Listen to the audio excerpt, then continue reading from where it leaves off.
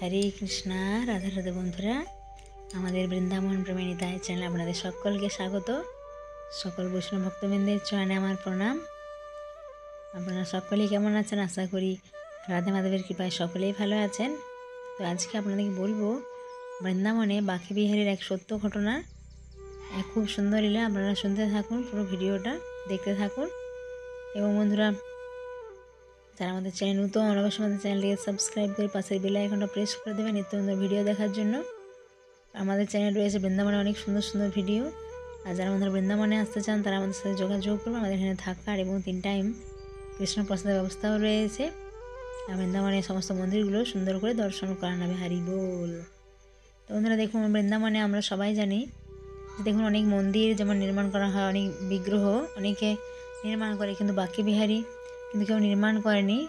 স্বয়ং সন্ত হরিদাস, যিনি ছিলেন কে না, তান সেনের গুরুদেব সন্ত হরিদাস, উনি এত সুন্দর সাধন ভজন করতেন। ওনার ভজনে সন্তুষ্ট হয়ে রাধাকৃষ্ণ মিলিত স্বরূপ বাঁকে বিহারী রূপে কিন্তু প্রকট হয়েছিলেন। কোথায়? নিধিবনে। আপনাদের যে নিধিবন দর্শন করেছিলেন বন্ধুরা, সেই নিধিবনে বাঁকে বিহারী রাধাকৃষ্ণের মিলিত স্বরূপ সেই বাঁকে বিহারী রূপে প্রকট হয়েছিলেন রাধাকৃষ্ণ।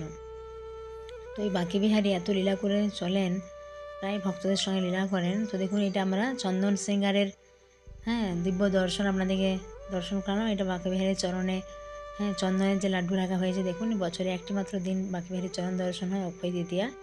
তো দিব্য দর্শন আপনারা করুন এবং প্রণাম জানান। সারা বছর 365 দিনের মধ্যে একদিনই শুধুমাত্র বাঁকে বিহারীর চরণ দর্শন হয়। কত সুন্দর দিব্য দর্শন দেখুন, হারি বল। তো দেখুন বন্ধুরা, কী হয়েছিল, বাঁকে বিহারী যেহেতু দেখুন প্রকট বিগ্রহ, তো বৃন্দাবনে বাঁকে বিহারী মন্দিরে কিন্তু প্রায় সময় খুব ভিড় থাকে। অনেক ভক্তবৃন্দ যারা বাইরে থেকে আসে বাঁকে বিহারী দর্শন করবে না এরকম হয় না। বাঁকে বিহারী কিন্তু সবাই দর্শনের জন্য যায়। এবং বাঁকে বিহারী এত সুন্দর এই রূপ। একবার কি হয়েছিল, রাজস্থান থেকে একজন ভক্তবৃন্দরা এসেছিলেন। তো একজন মাতাজি ছিলেন, তিনি নতুন বিবাহিত, নববিবাহিত। তো কী হয়েছিল, বাঁকে বিহারীর এমন এই রূপে তিনি এতই মুগ্ধ হয়ে গেছিলেন। তো তিনি বাড়ি যাওয়ার সময় সে বাঁকে বিহারীকে দেখতেই থাকছিলেন এবং তাদের পরিবারের সবাই ভাবছিলেন যে কী ব্যাপার, বৌমা তো যেতেই চাইছে না, এখানে দাঁড়িয়েই গেছে। তো তিনি কি হয়েছিলেন, বাঁকে বিহারীর দিকে এমনভাবে তাকিয়েছিলেন। তো তখন কী হতো, অনেক আগে সেটা তো কী হতো, এখন যেমন পর্দা দেওয়া হয় তখন কিন্তু পর্দা দেওয়া হতো না। তো বাঁকে বিহারী রূপে তিনি এমনই মুগ্ধ হয়ে গিয়েছিলেন, বাঁকে বিহারীও তাকে দেখতে থাকছিলেন এবং তার সঙ্গে কিন্তু বাড়ি যাওয়ার সময় বাঁকে বিহারী তার সঙ্গে চলে যাচ্ছিলেন। এরকম বাঁকে বিহারী অনেকের সাথেই কিন্তু অনেক লীলাই করে থাকেন। এরকম আরও শোনা গেছে যে একবার কি হয়েছিল, বাঁকে বিহারী যেহেতু প্রতিদিন রাতে কী করে নিধিবনে যেহেতু রাসলীলা করতে যান সমস্ত গোপীদের সাথে এখনও পর্যন্ত, তো যিনি সেবা করেন রাত্রিবেলা বাঁকে বিহারীকে একজন পাখা করেন, মানে হাওয়া করেন। তো একবার হঠাৎ করে তার নজর গেছে বাঁকে বিহারীর যে পালঙ্ক যেখানে শয়ন দেওয়া হয়, তিনি দেখছেন রাত্রিবেলা বাঁকে বিহারী সেখানে নেই। মানে তিনি রাত্রিবেলা কী করেন, রাধারানী এবং সমস্ত গোপীদের সাথে রাসলীলা করতে যান নিধিবনে। এবং যে বৃক্ষগুলো আপনাদের দেখিয়েছিলাম বন্ধুরা নিধিবনে, সেই সমস্ত বৃক্ষগুলো কিন্তু গোপী সেজে নৃত্য করে কৃষ্ণের সাথে, হরি বল। দেখুন বন্ধুরা, কত দিব্য দর্শন, ভগবানের কত সুন্দর সুন্দর লীলা রয়েছে। এছাড়া বাঁকে বিহারীর আরেকটা অপূর্ব সত্য ঘটনা আপনাদেরকে বলবো আজকে। একবার কি হয়েছিল, এখানে বৃন্দাবনে একজন ব্রাহ্মণ ছিলেন। উনি বাঁকে বিহারীর খুব বড় ভক্ত ছিলেন, কিন্তু দরিদ্র ব্রাহ্মণ ছিলেন।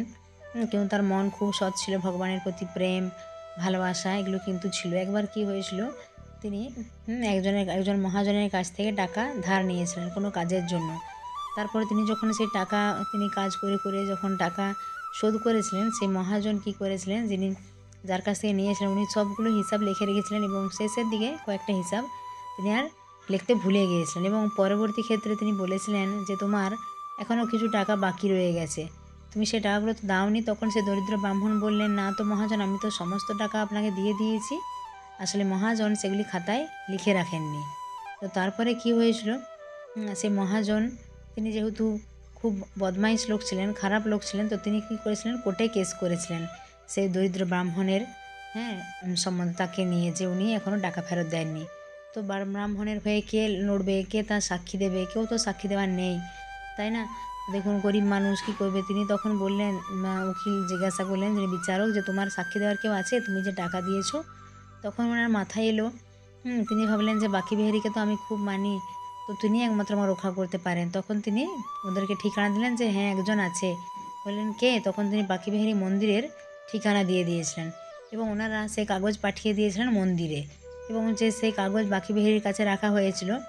তো যেদিন আবার যখন শুনানি আসে সেই যে ঘটনার, তখন কি হয়, বাঁকি বিহারী মন্দির থেকে একজন বয়স্ক করে একজন সেখানে সাক্ষী দেওয়ার জন্য যায় এবং ওনাকে বলা হয়, তুমি জানো যে এগুলো এই ব্রাহ্মণ এই সমস্ত টাকা মহাজনকে দিয়েছে? তখন বলছে, হ্যাঁ তো ব্রাহ্মণ তো সব টাকা দিয়ে দিয়েছে, মহাজন শেষের দিকে কয়েকবার খাতায় লিখে রাখেনি, আমি তো সব দেখেছি, আমি সব জানি।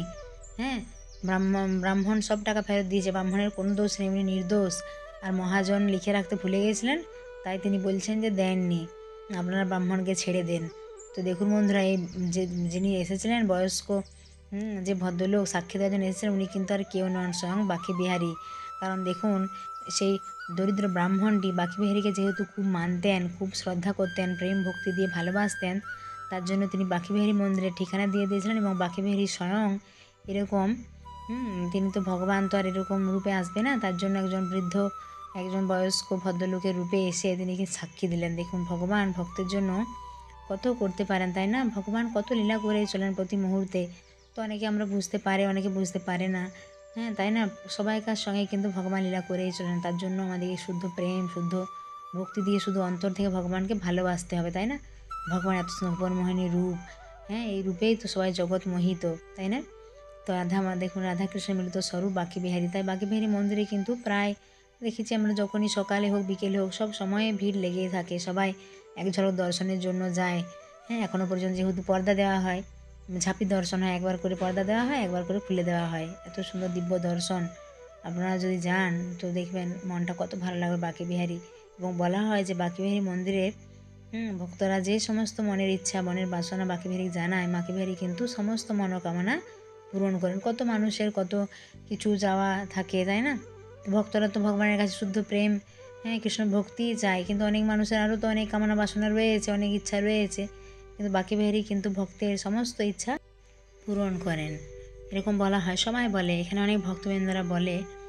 এবং আমরা যতবার বাঁকি বিহারী মন্দির দর্শনে গেছি, মনে একটা অপূর্ব আনন্দ, একটা অনুভূতি হয়েছে, ভগবানের আগে ঝলক দর্শনে।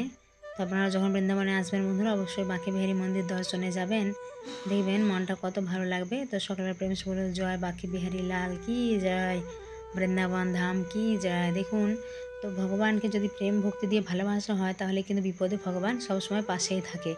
যেমন দরিদ্র ব্রাহ্মণটির পাশে বাঁকি বিহারী কেমন গিয়ে দাঁড়ালেন, তিনি ভগবানের প্রতি শুদ্ধ ভালোবাসা, প্রেম এবং বিশ্বাস ছিল, তাই না? তাই ভগবানকে বিশ্বাস করতে হবে আমাদেরকে, তাহলে দেখবেন ভগবান আপনার সবসময় বিপদে পাশেই থাকবে। তো সকলে এবার প্রেম সে বলুন রাধে রাধে। তো বন্ধুরা, সকলে ভালো থাকবেন, সুস্থ থাকবেন। যারা আমাদের চ্যানেল নতুন, অবশ্যই আমাদের চ্যানেলটিকে সাবস্ক্রাইব করে পাশের বেল আইকনটা প্রেস করে দেবেন এরকম সুন্দর সুন্দর ভিডিও দেখার জন্য। কারণ আমাদের চ্যানেলে রয়েছে বৃন্দাবনে অনেক সুন্দর সুন্দর ভিডিও। আর যারা আমাদের বৃন্দাবনে আসছেন তারা আমাদের সাথে যোগাযোগ করবেন।